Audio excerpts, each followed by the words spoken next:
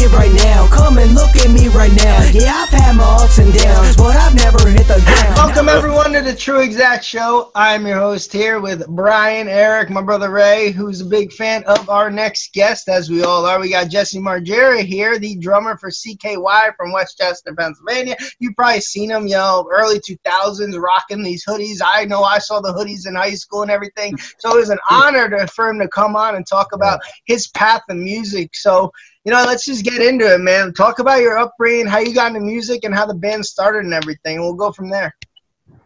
We all met in high school, actually, Westchester, and just started playing gigs, around Philly and stuff like that. And then we got on a bunch of skate video soundtracks like Toy Machine and all these other ones until we finally got our own with my brother.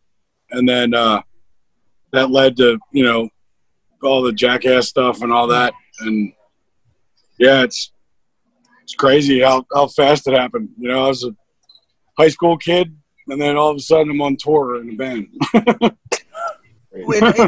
In high school, did you play any other instrument, or it was just strictly drumming, and then you guys just formed a garage type band and it took off from there? Or yeah, I was like, all I did was skate and play drums when I was a teenager. And I played baseball. I was all right at baseball. So I think you made the right choice. Yeah. Yeah. I definitely didn't expect it to be like a job, especially now, like in my 40s. Right. Was it scary? Here we are. When you decided to make that, I'm going for this, was it like a scary situation, knowing that I'm going to do this? And I mean, it all happened so quick before I knew it. We're on tour with Guns N' Roses and stuff. I was like a dumb kid. I didn't know what was going on. Rolling with it. Yeah, I mean, before I could even think, is this going to be my job? It already was. So you were in high school, you said, when it started. How old when it took off, like it really shot off? Because it happened so quick. How old were you when it happened? So I graduated high school and probably played gigs around here for a year, and then we got invited to go on the Warped Tour in '99. Wow. Which was crazy. It was the weirdest lineup ever. It was Eminem and Ice-T and Blink-182 and I mean, it was nuts. To be basically a teenage kid with all these big time bands, it was pretty intimidating. You were taking the SAT, the Green Day guy would come out and be like, "Are you seriously doing the whole tour in that van?" Because we had the worst van you could ever imagine. It was that white one, wasn't it? That had the IDR written on the side? No, it was my guitar player and singer now, Chad's Astro. It wasn't even a real van. It was an '88 Astro van. Some heavy metal rock. Every day it was Groundhog Day, the Billy from Green Day would be like, "Wait, no, for real though, you're touring in that." It's motherfucker, I ain't making millions yet. Chill the fuck out. I was just thinking, if I didn't sell enough T-shirts, then we would make it to the next town. We asked a quick question about the Warped Tour. It's related but a little non-related. There was a guy I ran into a couple years back who said he was a roadie on the Warped Tour, and I had told him I was a fan of Eminem, and he was like, "Oh yeah, I remember Eminem when he was on the Warped Tour, and he would open up for a lot of the bands, and people booed the shit out of him, and oh man, yeah, they did that happen? Yeah, because in '99 he just came out with that first single, right? So half the crowd liked him, and half the crowd was like, "Fuck you, Vanilla Ice, go home." Wow. Yeah. Jeez, that's kind of fucking crazy. Were you guys in the I'm guessing the beginning of the lineup of the Warped Tour? Was there anyone you opened for? You had to introduce? How'd that work? They sent you out there for 10 minutes, 15 minutes? Well, we're on this. We're on Volcom. They have clothes and all that, but they had a record label back then, and so we're on their tiny little stage. Oh, so Hey, It In was the just us parking lot. and there's like some really good punk bands on with us that like got pretty big time. I think Pennywise was on there, and Nice. yeah, I mean that tour was nuts. Like, you know, it was the Sublime guys. I forget, they weren't called Sublime though. They had a new name, but it was Sublime without the singer, obviously. Yeah. Just And so then, you know, I'm the only one that like is a rock music guy out of everybody sitting. All here. right. Yeah, pretty much. So- He's our rock guy. Yeah, I'm absolutely. the rock guy. He used Like to have when all you- the Warped Tour VHSs and all I that used to shit. go to the Warped Tour when I was in Asbury Park.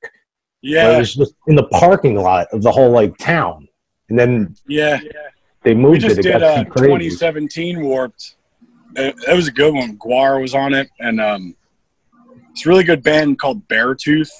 Awesome. Like, that drummer hits like he's like a caveman. Like, it looks like instead of drumsticks, you should have like femur bones or something. Get out of here! A guy from a band named Beartooth looks like Yeah. a caveman. Yeah, we're really owning the name there. Are your muscles like getting worse the older you get, where you can't keep up as much, and you have to like start actually exercising, or no? So far, not really. Thank gosh. I still, I mean, you know, if I got to play longer than an hour or something, then I get tired. I used to play like 2-hour shows like it was nothing, and now I'm like, ugh. But other than that, it's fine. Growing up, I mean, I read a little about you. It said Led Zeppelin was like your main influence. Yeah. Was there any other musicians or bands that made you veer towards like wanting to, you know, drum? Well, I mean, Led Zeppelin was first because that's what I saw when I was a kid. I saw like Song Remains the Same, and I have that exact same drum set. I had to get it. Really? Yeah, the see-through, the clear ones, the amber Ludwigs. Wow. And for some reason, Ludwig, I've been on Ludwig for like 20 years. They're like the best drum company ever.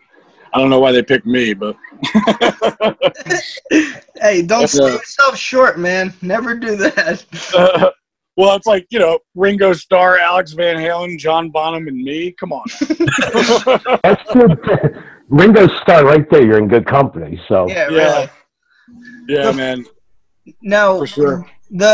The name CKY, I know Raymond wants to get into this, like the formation, but like, how did it become the tape names of like the pre-Jackass stuff, if you don't mind me asking? yeah, like we know it's Can't Kill Yourself, but like where did it originate? I know it was like oil, foreign objects you were in playing around. Like, so that was we called the videos and the band CKY. It doesn't make any sense because it has nothing to do with each other, but to us it did, because we would just film stuff all day and then record music all night. So it made sense to us, but it was very confusing to people, and the confusion was kind of a cool thing because it led people to you know, dig deeper because they were just trying to find out what the hell it was.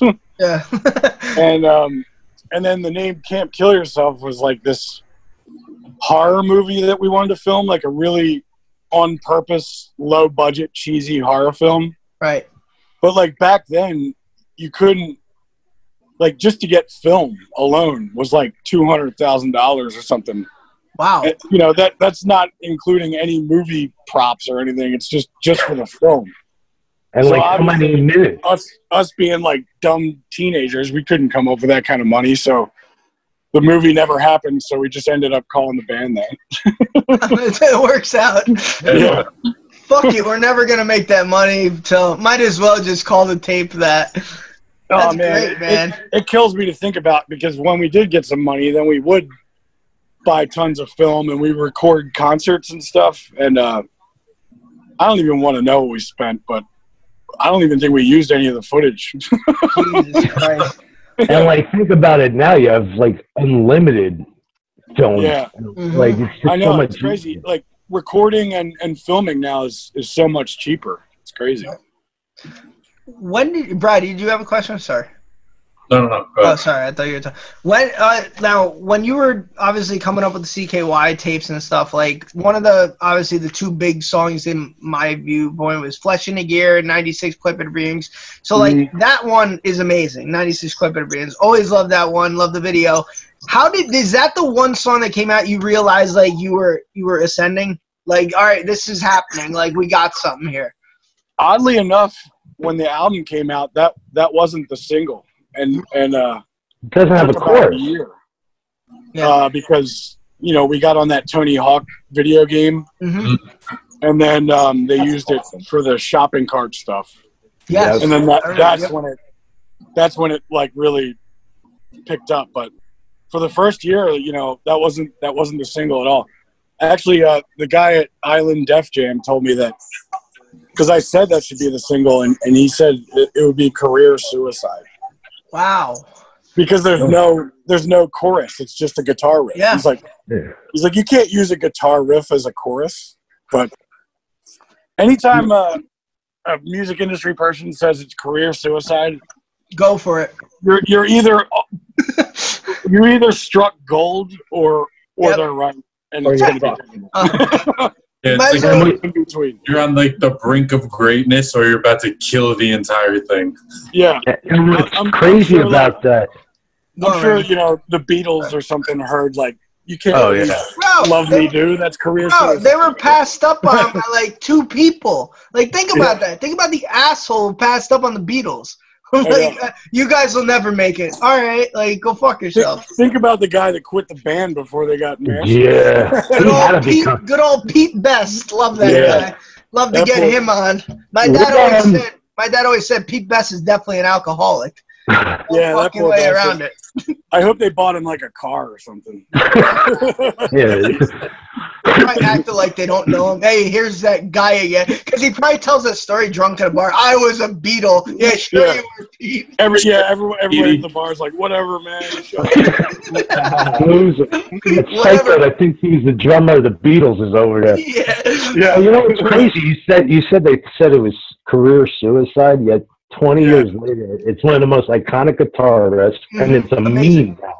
It used to be if Weird Al covered your song, you knew you made it. Now, when you're a meme, you made it.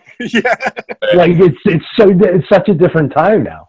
No, that guitar riff. I know? Like, there's weird stories how certain songs get made where like, oh, someone left the tape on, like Hotel California wasn't supposed to be that big. That guitar riff, was that in the initial like recording? Did that happen by accident? Did he just go crazy with it and you guys were like, oh shit, that's pretty good? Or was it like planned in it? We were jamming in my basement that was like a dungeon. I'm telling you, it was straight out of a horror film or something. It was the set of your CKY movie. Yeah, exactly. But as soon as that riff happened, I just said no, because everyone had to leave and go to work, and I'm like, none of us are going to work because we have to record this right now. That's awesome though how that happens, man. Because as a musician, you do just know. So like you have a gut feeling with like a hit you have or something. So or a line like, all right, this is gonna land. So for a studio exec to say, nah, this is suicide, but you go with it anyway, like that, good for you, man. Yeah. Now when you guys the record label didn't put any money behind it. We did all the work ourselves by being friends with Tony Hawk and Spike Jones, Right. Hey, Tony, we need a favor here. Yeah. Well, he basically said, hey, you guys got a song in Pro Skater 3. Which one is it? And we're like, this one. Did you feel like added pressure for the following out, like the follow-up album? Like, did you say, all right, shit, we better put something really good out? All I know is we were in Hawaii recording, so I wasn't thinking about anything like that. I went there on my honeymoon. It's fucking beautiful there. I was like, let's record this shit, get the hell out of the studio so we can go to the beach. That was in IDR, right? The follow-up album? Yeah. That's still, to this day, I don't skip a track on that album. Yeah, thanks, man. Those albums that are start to finish good, you gotta hang on to them. I got like 5 of them in my car right now, right? Like where you don't even have to skip a track at all. Also, I'm old school too. So with CDs, I love them, and I know you got some grief for having an old style email. I got an AIM email, so don't worry about it. Nice. Too, bro. Oh, and speaking of albums, last summer me and my wife went to Rose Hip Garden because my wife went there. So we met April. Oh yeah, nicest woman in the world. And I got a bone to pick with you. She was selling one of your vinyl albums, An Answer Can Be Found, for like $1. Now, did you know about that? Wait, Answer Can Be Found? That I don't think that ever came out on vinyl. It might have been the yeah, I know. So maybe it was the Carver City one. It was a vinyl. It was a CKY vinyl, and then she was selling it for like $1. And I even said to her, I'm like, does Jess know you're doing this? And she said, yeah, he gave it to me. I probably dropped 200 of them in her garage, and she just wants to get them the hell out of there. Moral of the story: your mom's selling your record for $1. Yeah. She probably called me to come pick them up like 20 times, and I didn't. So that's what happens to me. Now, was it hard for you to separate yourself from the CKY/Jackass shit going on and the films and stuff? Or you kind of roll with it and you were okay with it? Yeah, I mean, it was like when they would tie us to it on tours and stuff. Mm-hmm. That was fine, but then in some countries that didn't understand what was going on, it was pretty annoying because you're in like Belgium or something, and they're like, "Where's Wee Man?"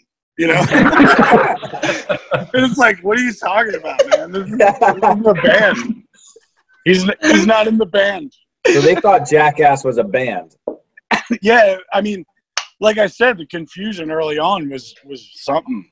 It was like, yeah, because they're always married together. Like when you think of CKY, Land Speed, or 2K, or Jackass, your music is the soundtrack to it. Like, it's which is funny because I mean, we've done soundtracks to like tons of movies, but that one just stuck because of the connection, I guess, with my brother.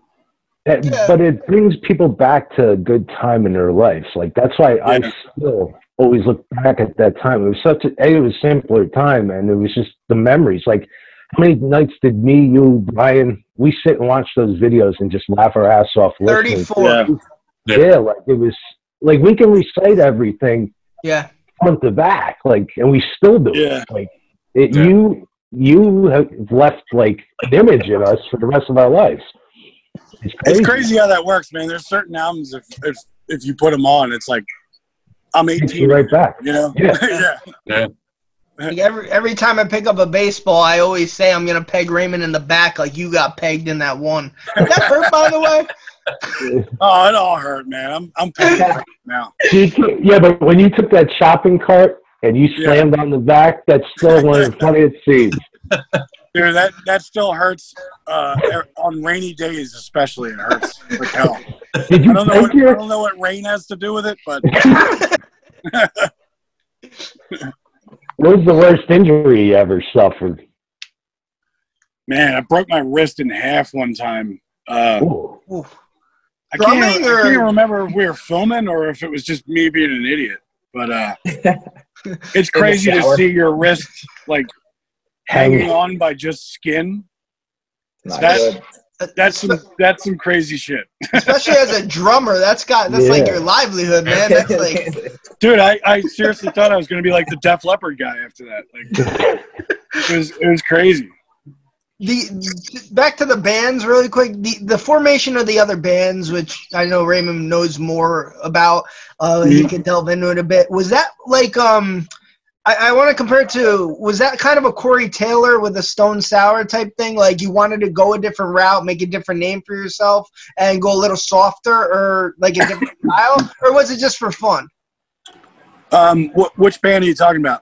Like Viking Skull and bands. Like Viking Skull. Yeah. The company band, Fuckface Unstoppable. Yeah.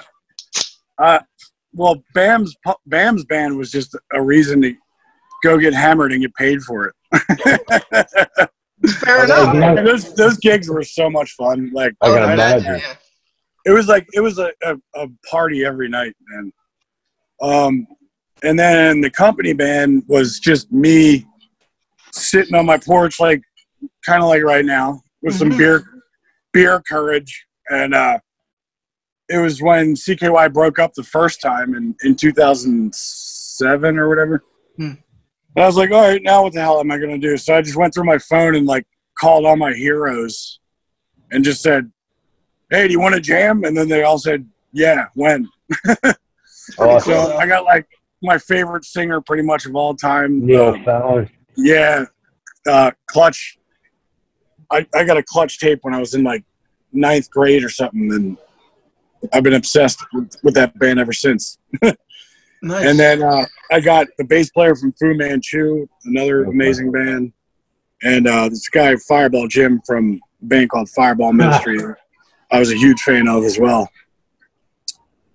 That's really cool.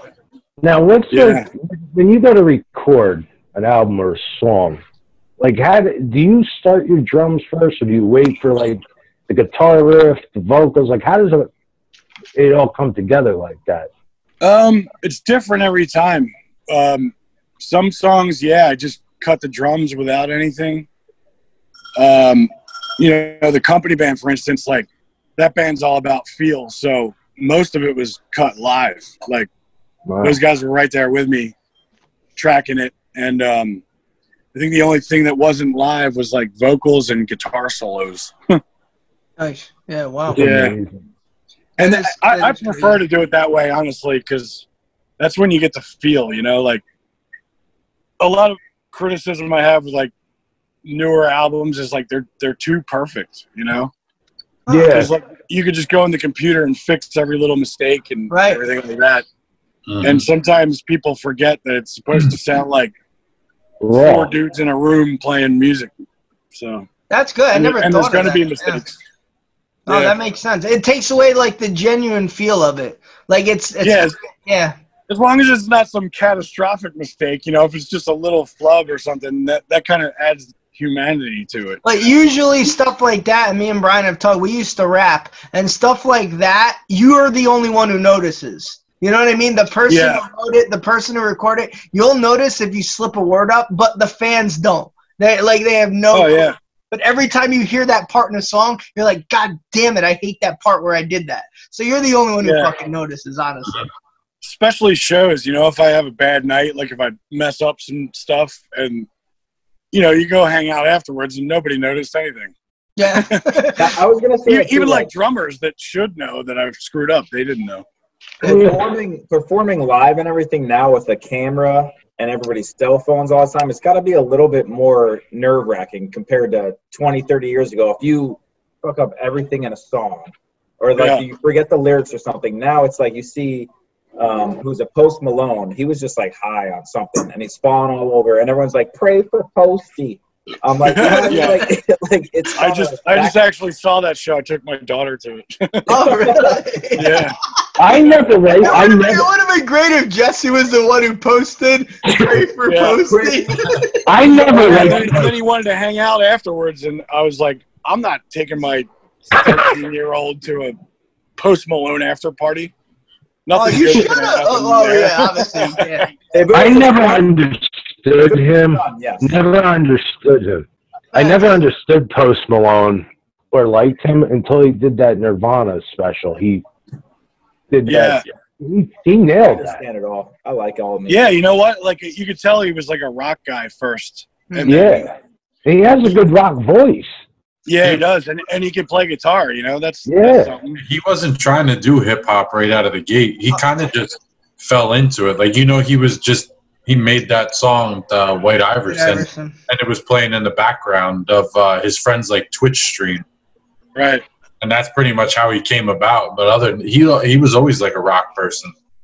Yeah, I know a lot of rap guys that were rock first, like Yellow Wolf and. I feel like MGK's got that vibe too. Yeah, definitely. Yeah, that's one of the knocks on a I'll reserve my alone. We'll get into that in a little bit. Yeah, some hip hop guru up All there. right. So, hey, potential guest. You brought your you brought your daughter to like a Post Malone concert. Now that like you have a kid and stuff, do you find yourself having to listen to certain music that you're just like, oh fuck?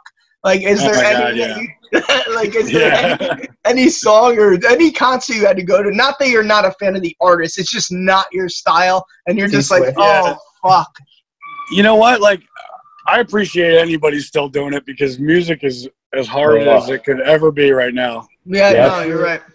If you're still doing it, you know, like back when I was younger, I would like, if there was a band that I thought was bullshit or you know, I'd talk some shit or something, but if I see a band on stage and they're doing it as their job, then I have respect, you know? Yeah. Oh, that's fair. Yeah, absolutely. It's not easy. Yeah, we've talked about this before. Like, when we were younger, we would look at people like, oh, you're such a fucking sellout, this and that. But now as you go further on and you try to pursue whatever it is, like I do stand-up, and like you see these people and you're like, oh, I would never do a show like that. But then at this point, you're like, damn, I would do a fucking show like that. I give that guy credit. And you know what? Like, a lot of times I'll watch a band and you know, maybe it's not my cup of tea, but they're good at what they do, you know? Yeah. That's fair, yeah. They're obviously doing something right if they have a big crowd in front of them.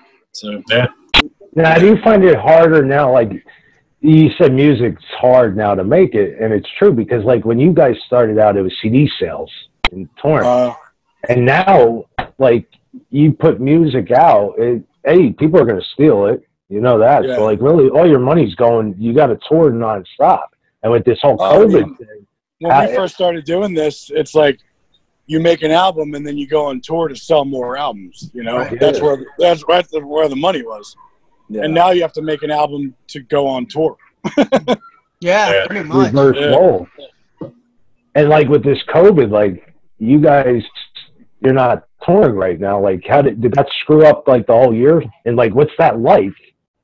You know, I feel bad for like newer bands and stuff because it must be really tough. Yeah. Because, you know, I'm a lucky bastard. I've been doing this for 20-something years, and you know, I'll be all right. You know, even if we book summer 2021. That's our next tour apparently. You doing any on the East Coast? We'll have to come by. Yeah, if you stay in Jersey, you'll be there. Yeah. There's talk of a couple shows around here. I think. Nice.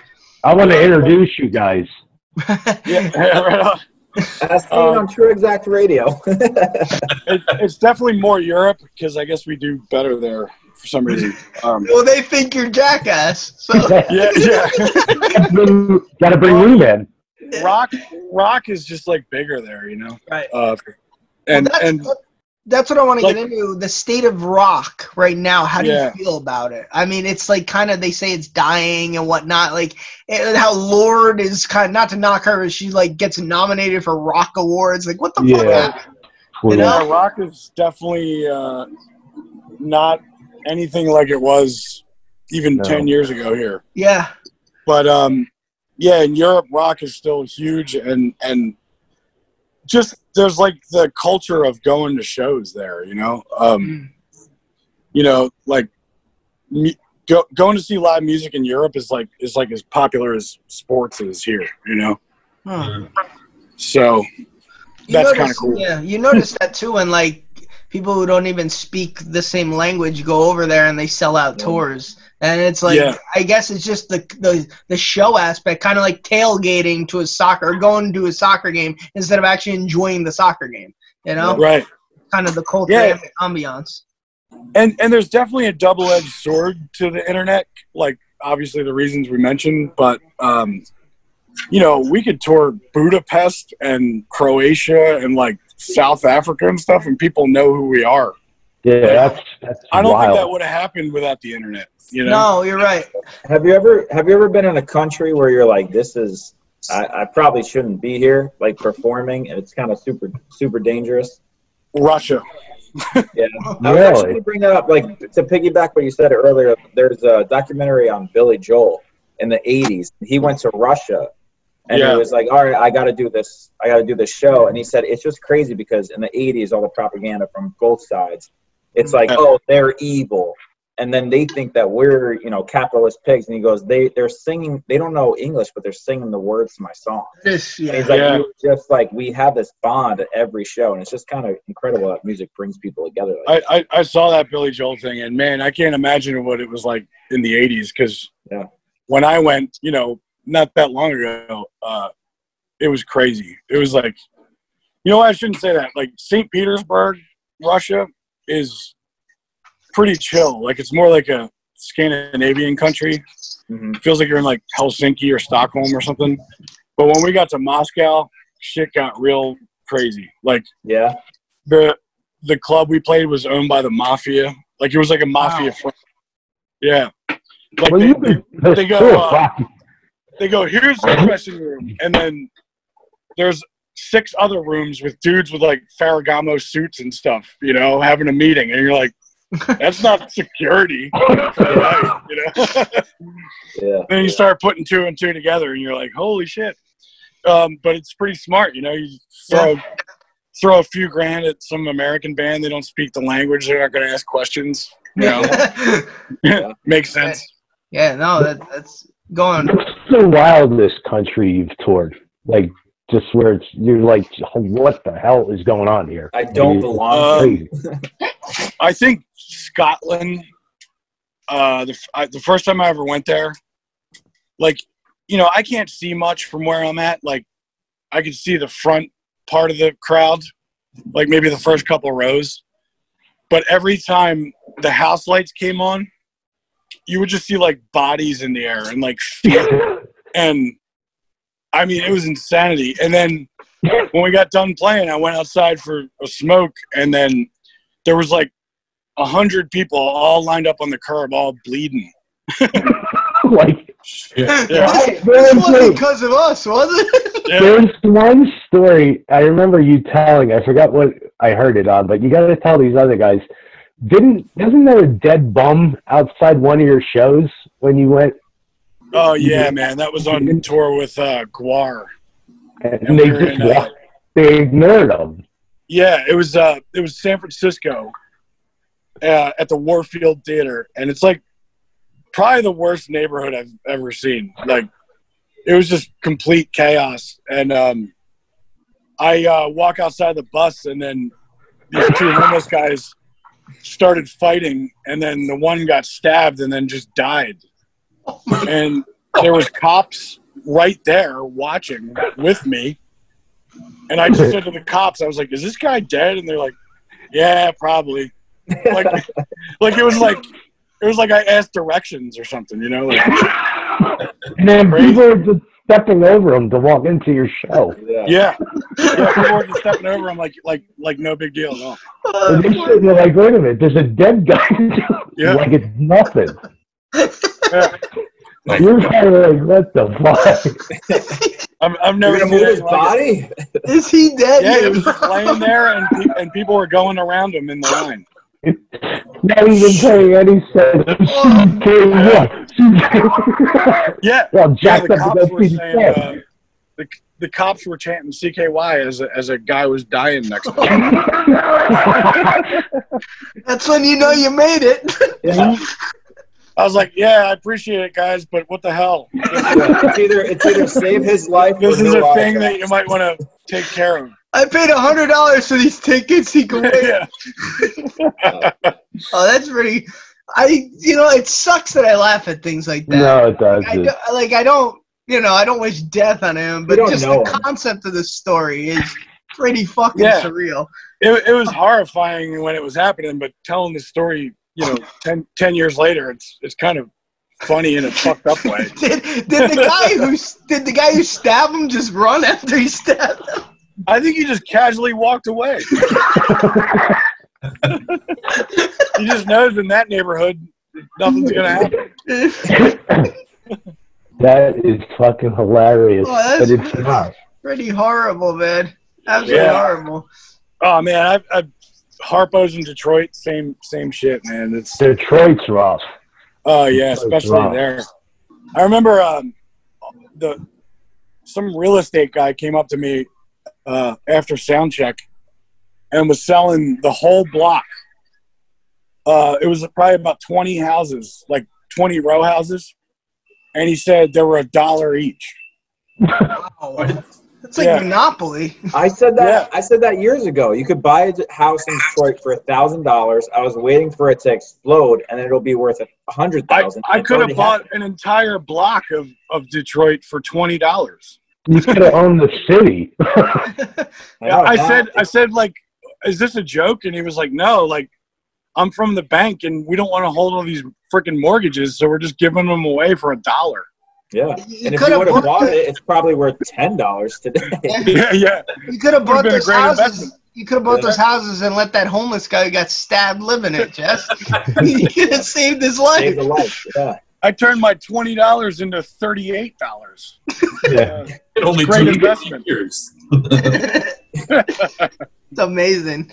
Like owning Baltic. Baltic, what's the other shit one in Monopoly? Mediterranean. We don't talk bad about the Monopoly pieces on this show because Baltic and Mediterranean are the key to winning that fucking game. Oh yeah, dude. You get hotels on them and they start paying. It's $250. It's $250 for a hotel. You pass go, you collect your $200, you pay the piper. That's what I say.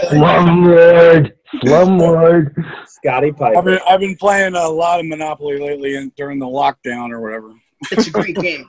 Now, there's rumors that I cheat during it, but that's for another episode.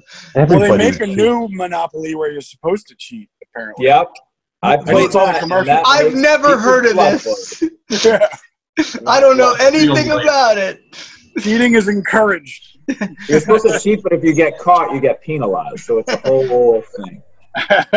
Yeah. Jess, we like to do this thing, gun to your head segment. If Ram, you have any more questions from before we get to it? No, go ahead. All right. I have one question. Go on. Do you know who Travis Scott is? Yeah. Do you think I got 4 kids, dude? I know all that stuff. But although he's not necessarily rock, I don't know if you saw his documentary on Instagram, Afterworld. His shows, you should watch that. His shows are insane. It's like the biggest. Well, like, my kids all watched. I think he played a virtual concert or something on Fortnite. so they all saw that. Kids going. Maybe that's the future. We'll all just do concerts through Xbox or something. That's crazy. I'm just saying, he's like he seems like he's like a rock star. The way like the crowd goes crazy. Like they got bloody noses. There's mosh pits, and he's a rapper. He's just like it's really. You should watch that when you get a chance. It's actually kind of. I got. Yeah, you got it. No one's seen it, so. You've been working on any new music or anything during the quarantine, or you just kind of been relaxing? Yeah, I luckily there's a studio like right down the street from me that's pretty awesome, and I'll pop over there every once in a while. And I've been working on this one album for a while with I got Scott Reeder from CKY, and Danko Jones is on some of it. It's pretty trippy, man. That dude Scott Reeder, he turned down Metallica. It's like who does that? Yeah, like he was in that documentary they made, Some Kind of Monster, where they were trying to find a bass player. that is one of the best documentaries ever made. Yeah. Well, I apparently he got the gig, and then he saw the touring schedule, and he's like, I can't tour for that long. Like, you're in the biggest rock band in the world. I know. Well, he's got like this big ass ranch in California, so I guess it's a lot of work. So he can't exactly go on tour for 3 months at a time or whatever, Why audition then? Yeah. I mean, dude, he was in Tool too for a minute. Yeah. Like the guy, it's crazy. And then he's in CKY. Like, CKY was Queens of the Stone Age. That was where they were first called, and I mean, that band's legendary. So. What how come we never got a Narkill tour? Oh man, I was trying to make that happen. Oh, that would have been great. But Tika Mello doesn't like to travel, so. Yeah. You stay in touch with all the guys still? Like. Yeah, most of them. I bump into Ray Kian at the grocery store a lot. Is he in the mustard aisle or no? Oh man, he wouldn't be caught dead in that. That is the weirdest fear I've ever heard. Yeah. How somebody could hate mustard that much is Yeah, and if you ask him why, he has like some really long scientific answer behind it. It's the yellow or the grainy mustard? Because the yellow is I'm with him on that. He's a chemist, so that's like his job, and he's like, the environment of the mustard seeds and blah, blah, blah. I'm like, what are you talking about, man? Do I have to research this? Is there something I don't know about mustard?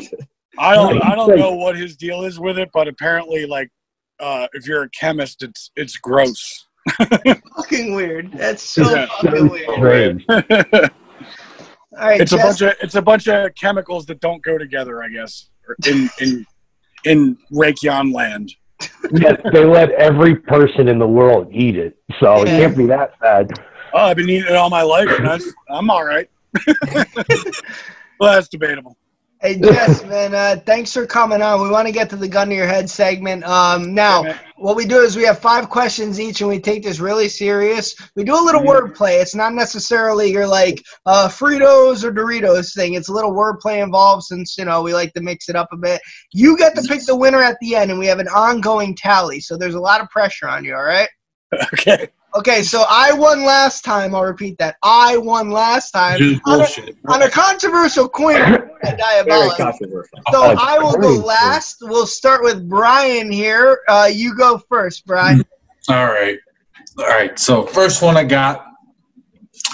Would you rather be a Backstreet Boy or an Uptown Girl? You know what? I knew the one Backstreet Boy, and he seemed to have a pretty good life. So I think he's a chef now or something. Yeah, he's on like Chopped and stuff now. Is his name Chef Boyardee? it's that dude Joe. Wait, Joey. Is he a Backstreet Boy? Nah, he's in sync, man. Oh, he's in sync, dude. I always confuse it. In that case, I'll be in Uptown. yeah, sure. I'll do that one. All right. That's the Billy Joel song, right? All right, Yeah. Why not? Would you rather get sacked by Ray Lewis or grab Ray Lewis by the sack? I'd rather get sacked. Wait, like tackled? Yeah. Yeah. You know, every once in a while, getting roughed up is pretty fun. You've taken Even bigger. at my age. You've taken worse hits. Yeah. So man, that Nigel the Hammer Hudson dude punched me in the gut. Well, how come they didn't show that on Jackass? I couldn't breathe for like 10 minutes. Well, didn't he punch Bam? Yeah, he punched all of us. Why didn't they show you guys? They had to go at the start. Because I think the Jackass dudes were like, you know, offered money to whoever did it, and we all did it. And then they just picked whoever had the best reaction, I guess. What did it feel like, though? Like, dude, it hurt like hell, man.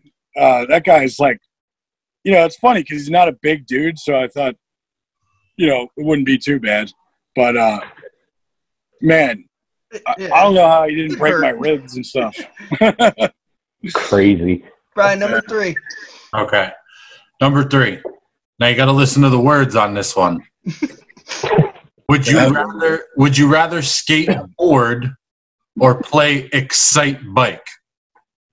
Oh, dude, I used to have that arcade game, Excite Bike. Well, I had like the Nintendo with all the games on it. Uh-huh. And that game is badass, so I'll do that. Nice. All right. Would you rather eat at Houlihan's or eat with hooligans? Houlihan's, damn, I remember that place. And it was pretty decent, so I'll pick eat at Houlihan's. Last one. Would you rather drum battle Travis Barker or bark at a guy named Travis?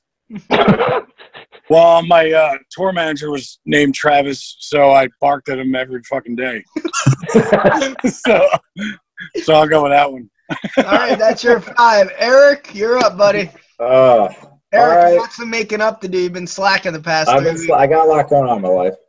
Would you rather eat at Chuck E. Cheese for a month or live with Chucky the doll for a week? Wow. Nailed it. Last time I went to Chuck E. Cheese for some kid's birthday party, I ate a slice of pizza and barfed like all night long. So you'd rather live with a killer doll. So I'll take my chances with Chucky, the doll. Okay. Fight James Bond in the woods or bond with a man named James in the woods? God damn it, he's getting a great reaction. You know, the new James Bond, what's his name? Daniel Craig. He's getting older, man. I think I could take him.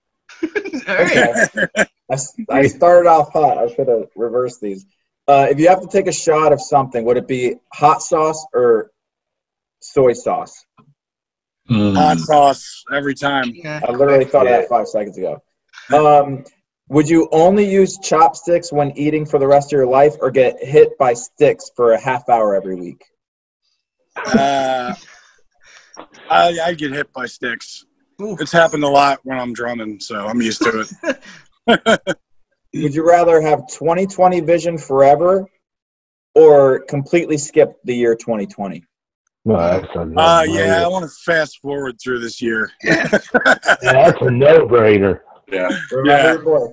You done, Eric? Raymond, you're up. You're our first guest to have these. Yeah, Eric. I've Raymond, never let's done go. this before. I'm going to start right with the big one. Would you rather have raked Jan's kangaroo teeth or brush your teeth for a year with a rake? Pretty good. Damn it. Oh, man, his teeth are terrible. I would go with the teeth because you can get them fixed, right? Right. Yeah. Would you rather eat only mayo for a year or sweat mayonnaise? Oh, man. You know what? After a 2-hour show, I'm pretty sure I am sweating mayonnaise. So I'll go with that one. Would you rather be attached at the hip or attached at the arm to somebody? I need my arms for drumming, so I guess I'll do hip. Eric? Gotta go yourself. Would you rather play on tour with Fall Out Boy or a teenage boy band? Man, Fall Out Boy was on Island Records with us, and we used to scare the shit out of him at all the Christmas parties. But you know what? They seem like good kids, so I'll go with Fall Out Boy. Last one. Get bit by 96 bugs or eat 96 bitter bugs? What kind of bugs? I don't know how bugs taste, but they're bitter. I was just in Mexico City, and people were eating those like giant beetles. Never happened. They were peeling the shell off and eating the meat inside, I guess, if you want to call it that. There's COVID-20. And cricket tacos, those are weird. Ew. yeah. I mean, people seem to like it, though, so maybe I'd give that a try. I'd eat 96 bugs. Fair enough. Now the reigning champ steps in, looking for the first time to two-peat here. I'm not liking my chances, Jess, so hopefully you have a good reaction. All right. Would you rather fight the band Korn or the Children of the Corn? I'd fight Korn. All right. They're my favorite band. Would you rather Yeah, wear you know what? We played some gigs with those guys, and they put on a good show, man. Yeah, they're my favorite band. Would you rather wear a swimsuit everywhere or have to swim in suits every time you go in a pool? I've been wearing a swimsuit the whole time I've been down here, and it's not too bad. So I'll go with that. Would you rather listen to 311 for 1 year or weigh 311 pounds for 1 year? Oh, man. I'd weigh 311. Would you rather be stuck in a room with Hannibal Lecter or lecture a room of cannibals? I'd go with Hannibal Lecter. I'd talk him into being a nicer guy. All right. Would you rather spend your life searching for Carmen Sandiego or be in a car stuck with men headed to San Diego? That's it. Oh, man. Every time I'm in San Diego, I don't know what's going on down there, but I can't wait to leave. So I'll do Carmen Sandiego. All right, man. Who's the winner? Was it Brian? Who was the first one question that stuck out? You got to pick a winner here. It's always I think that last one was my favorite. So Yeah. Champion, repeating champion. I don't know why that was really funny to me. Carmen Sandiego. I remember that game. Yeah, you know, It's fresh in their heads, Scott. that's the pleasure of going last. You got to win, Eric, and then you get to go last. Yeah, you know what? That's a system is- definite benefit because I have a short-term memory big time. So. Yep, exactly. Scott's going last. He's too big to fail.